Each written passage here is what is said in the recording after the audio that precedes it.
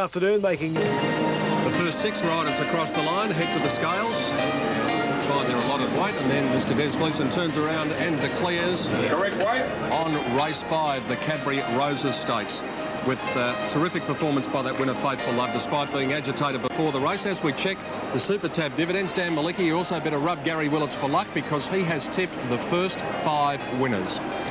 Not going to rub him because it might put him off. I might be the Moz. 8 Faithful Love, $4.90, $1.90. 12 Porter Rocker, $3.90, and Minerva, $4. Quinella paid $32.20. Exacta, $60.40. Trifecta, $985.50. And the race-to-race double, $57.10. Well, Tim Gossage, I think your man from Darwin would have liked to have had a look over the shoulder of Gary Willits today. Be up $1 million. He's going okay himself, but yeah, Gary Willits, 5 winners out of 5, amazing. And they got money too, the punters on that. They'd certainly back Faithful Love. The unplaced favourite was North East Sheila. I have got Gareth Hunter here. Now, Gareth has to outlay $50,000 thanks to Darwin All Sports. So far, so good. You've won $32,500 and you backed the last winner. Okay, yep, up about 7,500 on the day, so it's going all right. It's going okay. Now, what about in this next race, which is the Oaks? What do you like? Yeah, well, I'm just trying to save the 5,000 here, so I'll just go the top 2 and maybe 500 on Shizou there. That's a bit of odds. So you're going to back the top 3? Yeah. And you're saving for something special, they tell me? But yeah, something in the next. I'll be having a good go at that. Okay, good luck. You're going well. So Gareth Peter is still investing that money wisely. He's doing a lot better than you or I, my friend. Yes, well, he's done the right thing in not following any of our selections, Tim Gossage, and that's why he's making a profit. But Gary Willits, what a tipping performance this is. Sensational. How many can he tip? Well, let's hope he can tip the Oaks winner, but let's hope you can as well.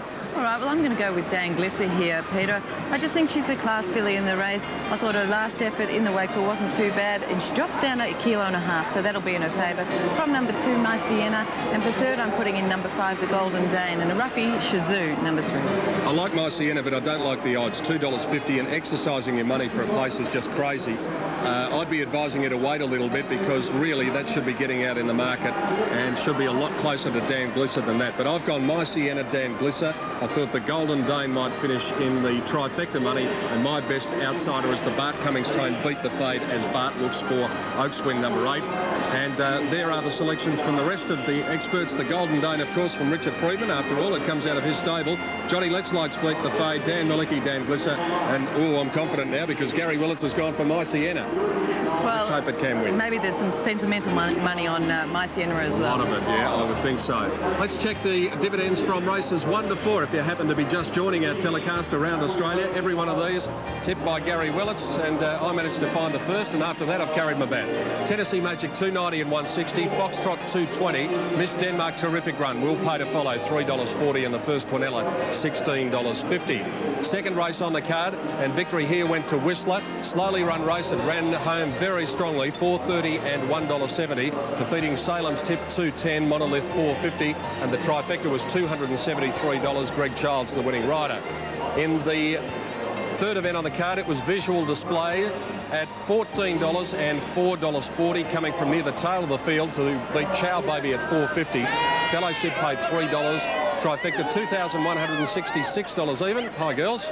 And they are the Super Tab dividends for $1. And in race 4, victory there went to Just Nelson in the Greys race. It paid an even tenner and $2.80. Stockwatch second, $1.60. Silver Seraphim third, $2.20. The Exacta paying $59, and the race to race double, if you followed Gary, $118.10. Let's hope you can keep it going. Hope your selection might be successful in the next one. It is the big one. The Crown Oaks will take a break and be back with the presentation after the running of race 5, the Cadbury Roses Stakes on day 3 of the Cup Carnival from fabulous Flemington. We started off with a beautiful sunny day. The clouds are starting to roll in over Flemington, but still it is very pleasant prior to the running of the big race, and that is a good spot to be, down in the car park right up against the outside rail, singing a song side by side. They're enjoying themselves as they are over by the Maribyrnong River, and the connections of Faithful Love will be enjoying themselves because they've just taken out the Cadbury Roses Stakes, and here is the Managing Director of Cadbury Schweppes to make the presentation, Tim Stanford. Chairman, distinguished guests, ladies and gentlemen, Cadbury are proud to be involved with the VRC through the sponsorship of the Cadbury Roses Stakes. Our association has now run for 14 years. During this time, Cadbury Chocolates and the VRC have brought smiles to the faces of millions of Australians. Indeed, Cadbury Roses alone now delivers over 5 million thank you smiles a year. I am sure all of you here today will leave with fond memories of a great day and the beautiful roses of Flemington.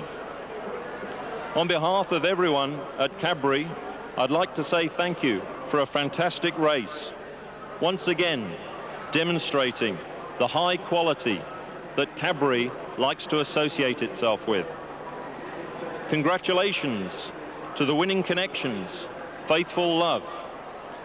Caroline Wilkinson will now accept the trophy on behalf of the winning owners. Well done to the connections of Faithful Love. A lovely trophy, and not only that, it was full of Cadbury Roses chocolates. All right, that paves the way for our feature today, the Group 1 139th running of the Crown VRC Oaks, a class filly about to join the list of champions. We'll be back shortly before the running of the race to take a look at all of these 11 wonderful fillies. But in the meantime, Sandra Sully back in the marquee. I'm sure the festivities are in full swing down there. As always, Peter, you know it's always difficult to keep up, but one man who's going to take charge for the rest of the afternoon is the delightful Tim Webster, and you're going to lead us into the big one. Tim, not far away now, just one race to go. No, not far away now, Sandra. In fact, about 20 minutes away, you'll find the VRC Crown Oaks, and wouldn't it be lovely just for Bev Buckingham King if My Sienna was to win the race. Got a very exciting afternoon planned here. Very shortly, our world champion netballers will be presented to the crowd. A little later on, they'll be coming up here to join me as well, and I'll be looking forward to shaking their hands along with many millions of other Australians if they could. But first, of course, it is a fashion day. Milliners and designers abound here in the Oaks. Lynn Talbot has caught up with Lucy DeBella. Yes, well, I have one of Australia's leading designers of bridal and evening gowns with me, Lucy DeBella, who just happened to design this beautiful Oaks Day outfit I'm wearing today. It's a delight to wear. Can you talk us through it? Yes, I can. Lynn is wearing a beautiful double silk satin slip with an organza. It's based on a minimalist look, quite elegant, structured with a touch of an oriental flavour, teamed with a beautiful hat and feathers and chopsticks. The fabric feels divine. It should. It's all lined in silk. What I try to do is take my bridal look into the evening look and the racewear, because I work on minimalist lines and good fabrics. So I try to marry them together, and that's the result, and I have a wonderful team that I work with. Perfect. I've been in there for many of fittings, and they do take a lot of pride in their work. Is that sort of the Italian background coming out? Very much so. I have a team of 5 dressmakers, and most of them of Italian background who take a lot of pride in their work, and it's great to see the outcome. Now, do you see your success as being your sleek lines, the elegant looks, as well as that quality workmanship? Very much so, because I think we're heading towards the 21st century, and women want to wear more directional lines rather than tiers. And have you liked what you've seen out here at Flemington today? I have. I think it's a good mixture. There's a lot of a very feminine look. There's still the suiting look, and finally, not much black. About time. Yes, we do like a bit of colour, don't we? Well, enjoy the rest of your day. Your first trip out to Flemington, I believe. That's correct. Yes. It's an eye-opener, isn't it? A great experience. Well, there's an absolutely huge crowd here. Hard to estimate. I mean, there's 104 and a bit on Tuesday for the Cup. And gee, I tell you what, it looks like there's nearly that many here again today. It is a working day in Melbourne, of course. Mind you, all these people have something to do out here. They're working on something. Now, our world champion netballers, there they are. And sitting next to me is Mark Aston, who hosted the World Championships for Network 10. And couldn't happen to a nicer bunch of girls. Aren't they wonderful? Absolutely fantastic, Tim. It was a wonderful experience for them. It was a wonderful experience for myself and Anne Sargent, and it was a wonderful experience for Channel 10 to be able to provide the pictures and show everyone around Australia just how good these girls are, and they were fantastic, particularly in the last 4 seconds. Question without notice, and I haven't asked you this before since I've seen you this week. As a sporting contest, of all the things you've covered, it would have to be the most exciting, or close to it. Well, it was certainly the most exciting. I call AFL footy, but I haven't called a grand final, and this is the first grand final of any sport that I've called, and it was just extraordinary. Wasn't it? Yes. Annie and I got very, very excited in the last 3 or 4 minutes because, Tim, we honestly felt that the girls were gone with 6 goals down at 4 or 5 minutes to go. Lizzie Ellis in defence was fantastic, and then of course Sherelle McMahon with 4 seconds to go popped it into the hole. I don't think she knew what was going on. I don't think she realised that she'd won the game for Australia. She had, and we had the 2 New Zealand girls calling alongside of us, and they were devastated, as of course the New Zealanders were. But it was a great moment in Australian sport. We're pretty devastated about the World Cup too. Absolutely. And do we care? Not really. Absolutely not, no. Because they wouldn't care, I'm here to tell you. They wouldn't care at all.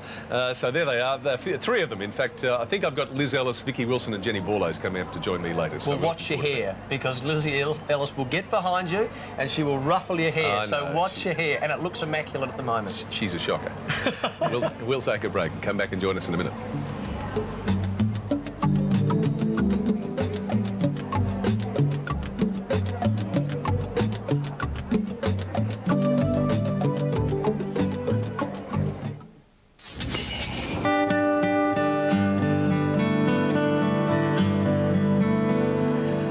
Day indeed it is. You know, one of the most impressive things about these 4 days of the Melbourne Cup Carnival is how everyone gets into the spirit of the day.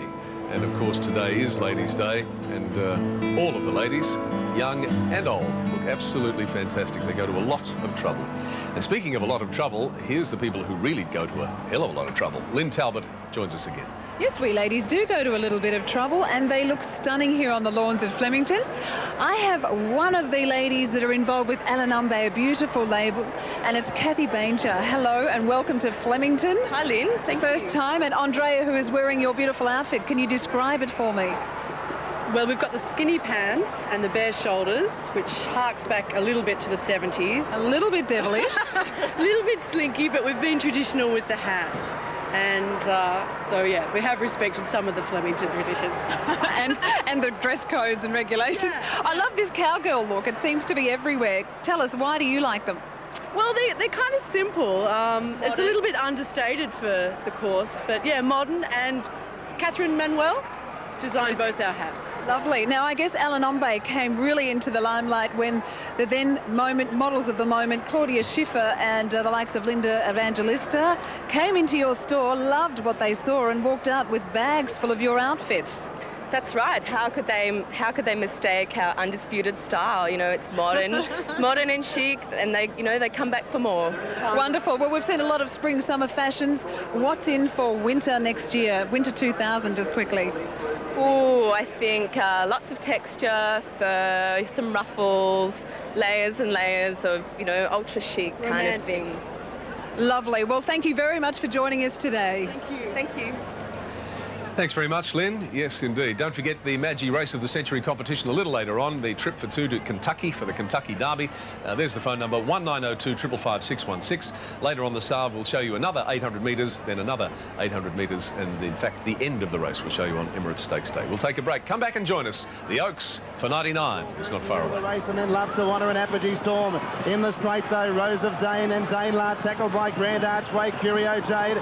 Rose of War running on strongly, 300 to go. It's Grand Archway, Curio Jade and Rose of War. Grand Archway on the inside, Rose of War, Zarzabel getting out. It's Grand Archway, Rose of War. They've got away from Curio Jade. Grand Archway, Rose of War. Grand Archway and Nick in front. Rose of War can't get her. Grand Archway in front of the Oaks. Grand Archway. Rogan Josh coming up the Central Park. Down on the inside, the Warrior, Zarzabel, then Lahar in second coming. Central Park, Rogan Josh. Down on the inside was the Warrior. It's Central Park and Rogan Josh. Rogan Josh, the outside part's got his 11th cup. Mate, it's a dream come true. There's no question about it. It's every jockey's dream to finally do it. It hasn't sunk in, but I know it's building. Did you in your wildest dreams think that you would be in this position with him on the first Tuesday in November? Of course I did, yes. No way, mate. I don't detect a tear, do I? No, that was last year. I didn't have enough on. The Cup's King has done it again. From light fingers in 1965 to perhaps his greatest training feat, and victory number 11 on Tuesday with Rogan Josh. A 7-year-old flyer who came from the clouds to add new spice to the greatest prize in Australian racing and complete a fairy tale story.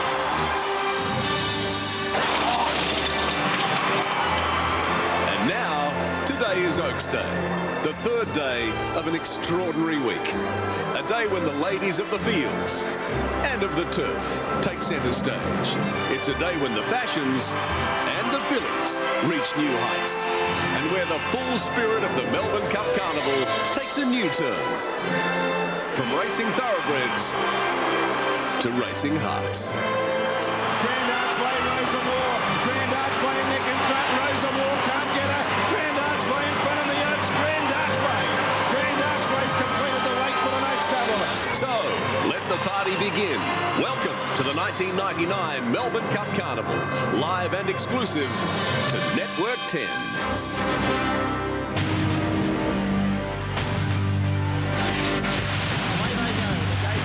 Back and the big one is underway.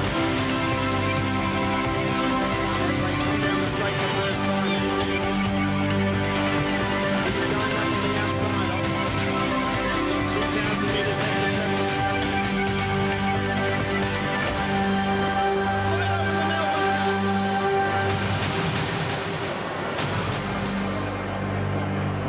From the Goodyear blimp, there is the absolute magnificence of Flemington Racecourse. Looking a picture on each one of these days, they do such a startling job to bring it back. There's only a day in between all of the race days, and it always looks a picture when we walk in here every morning. There's the jocks getting ready, the men who will steer them. Welcome to the VRC Crown Oaks for 99. You never know, Bart might do it again. He's got Beat the Fade in here. And Peter Donegan, as I come down to you, sitting next to Bev Buckingham King, I mean, it'd be great if her dad wins the race with My Sienna, but I could tell there was only one thing on her mind. She'd love to be up there. She would love to be out there, and it's such a shame that she's not, but we thank goodness that she is here today for the big race, and let's hope that some of that sentimental money that's on My Sienna can come to fruition today. Oh, I really do. It'd be wonderful, wouldn't it? Great story. The other horses have their supporters as well, and the First Lady of Racing, Gay Waterhouse, trains number 1, Dan Glisser, to be ridden by Chris Munch. She over-raced the other day, but she was so relaxed in the mounting yard, Jen. Yes, it was good to see her relaxed there, because she can get up on her toes a little bit, and she can also pull in her races.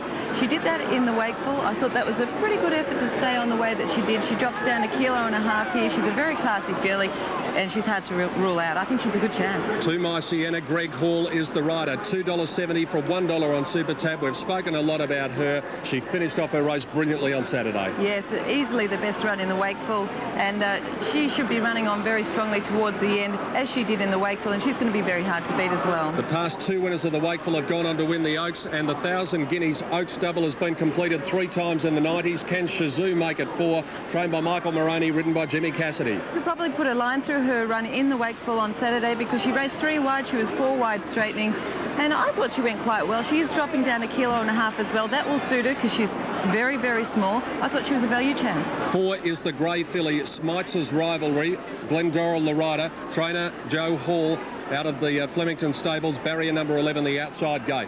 She did suffer a little check there at the 1,600 metres in the Wakeful, but I thought she still had every chance. I doubt if she could improve enough here, Peter. Lee Friedman has tasted Oaks success on 2 occasions before. He's looking to make it 3 with the Golden Dane, number 5, Damien Oliver, the rider for Lee Friedman. The pacifiers go on here, and the tongue tie is back on.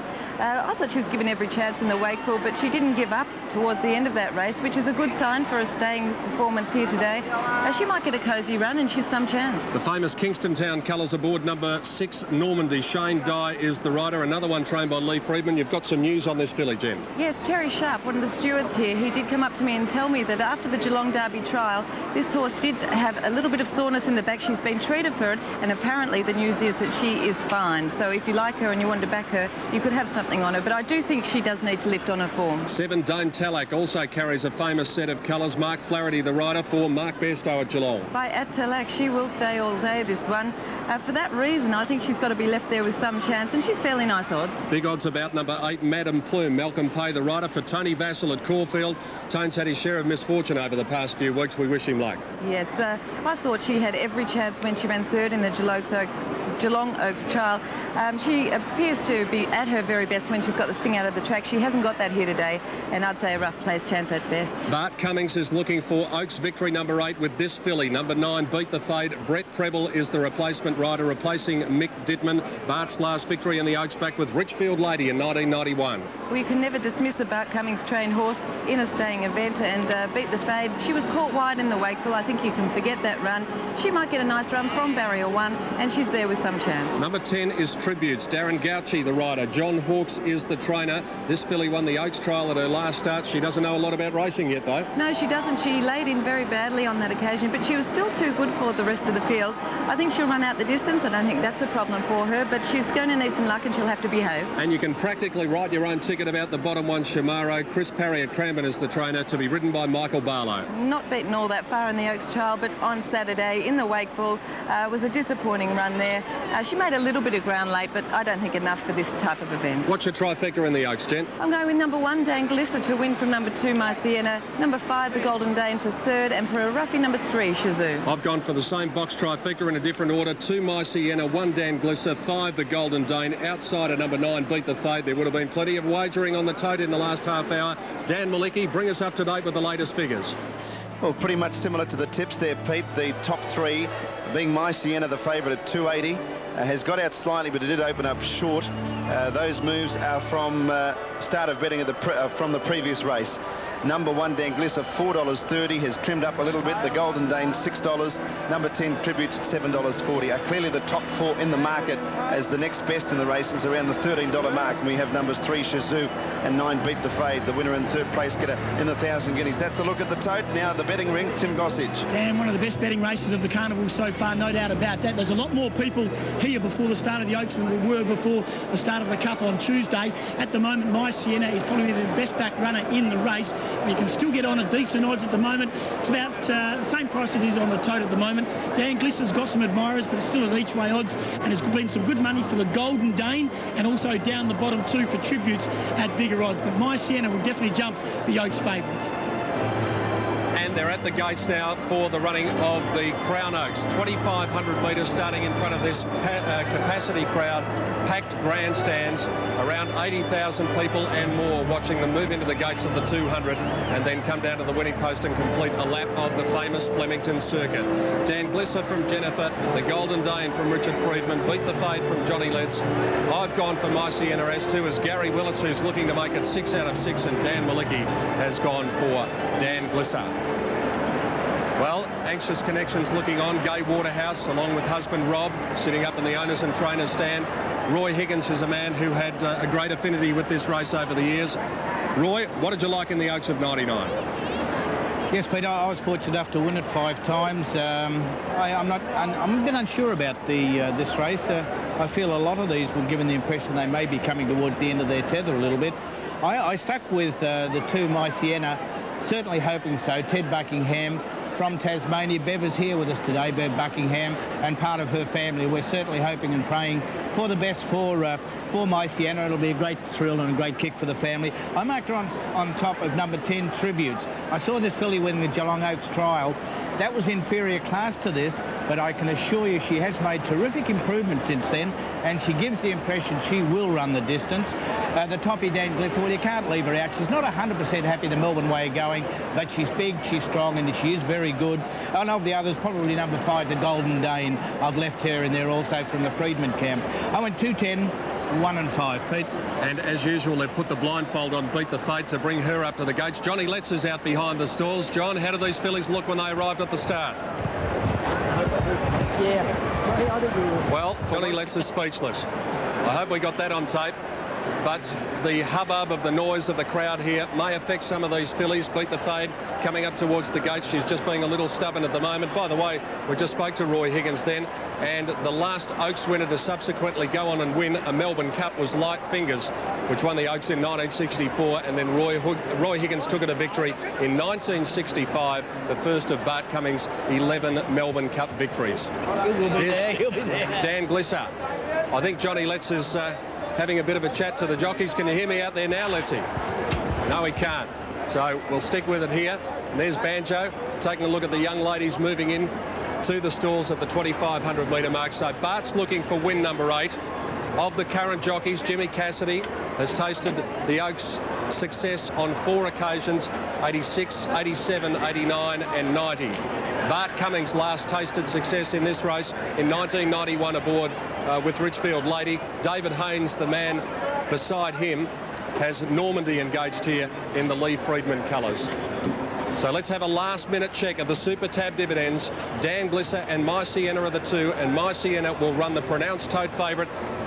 You see the moves there. Gary Willits is the last few move in. You have been on fire today, so give us your predictions. You still like My Sienna? I definitely do, Peter. She has sweated up a little bit. The one that really took my eye going down was the Lee Freedman horse ridden by Damon Oliver, the Golden Dane. But I marked them 2, 5, 1 and 10. It'll be the... Got to get these fillies to settle. Dan Glisser just worries with me a little bit. She's just been over racing and hanging out a little bit. But to get a nice run, Dan, I think they're just about all in. All locked away. Crown Oaks 1999. My Sienna the favourite in the all blue colours. They're racing in the Oaks. Good even line. Dan Glisser and Dame Tallack are both going forward in the early part of the race. Dan Glisser is going to lead. At the winning post the first time, and Dan Glisser from Dame Tallack. The Golden Dane gets through on the inside. Box eating third. Smitesville's Rivalry coming across to be fourth. Then Shamaro beat the fade on the rails.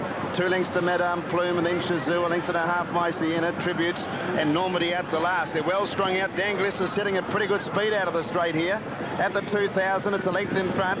Dame Tallack second, a length and a half away third. The Golden Dane, I think most thought there wouldn't be enough speed in the race, but it looks to be pretty good at the 1,800 metres. Running fourth is Smitesville's Rivalry. 2 lengths to Shamaro, outside beat the fade.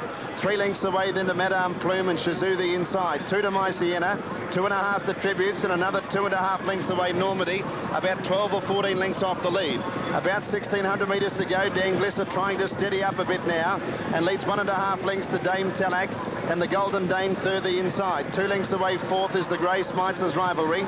Beat the fade the inside fifth, then Shamaro. Next is Madame Plume, who's quickly going around them, taking off 3 deep. Fourth last Shazoo, 1 length away My Sienna, 3 lengths to Tributes, and 3 or 4 lengths to Normandy. To the back of the track they head, 1,200 metres to travel. Dan Glisser a half length in front now, just fired up a little bit again as quickly around the outside when Madame Plume to second. Dame Tallack's a length away third, the inside of it the Golden Dane, then Shamaro. 1 away to Smitesville's Rivalry in the centre, beat the fades, never left the fence, and then My Sienna about 5 off the lead as they start to punch. Then Shazoo, Tributes, and 4 lengths away last of all is Normandy. They've got about 800 left to go. Dan Glisser narrowly in front. Dame Tallack is second, third Shamaro. Then came Madame Plume losing ground. The Golden Dane next to the inside from Smitesville's Rivalry. My Sienna to the outside, beat the fade the rails, and then Shazoo second last Tributes, and 3 lengths away Normandy. They're rounding the turn in the Oaks, and Dan Glisser leads. Dame Tallack under the whip. The Golden Dane's getting a run. Shazoo's tracked into the race nicely on the rails. My Sienna to the outside running on, and then came Tributes. Dan Glisser the leader. Shazoo's after it. The outside My Sienna joining them, then came Tributes. My Sienna pounced on the lead for Greg Hall. Tributes is in hot pursuit though. Tributes is after My Sienna. Shazoo fighting back the inside. It's Shazoo and My Sienna and Tributes joining in. My Sienna in front. Tributes is cutting it down the outside for the gouch. Tributes took the lead 50 out, and Tributes is going to win it. Tributes first, 3/4 of a length. A proud gouch in. John Hawkes beat My Sienna. Shazoo's run third, then Smitesville's Rivalry. Next time was the Golden Dane. From Dame Tallack, Dan Glisser beat the fade Shamaro, Normandy and Madame Plume, and I've got the feeling that might have been the career highlight for that jockey. He has won an Oaks. He won it on one of Bart Cummings a while ago, I think, Dan, when he was an apprentice. He did, and this, at the moment, the pressure that's been on the gouch, he's had a frustrating run, and I think the monkey's off the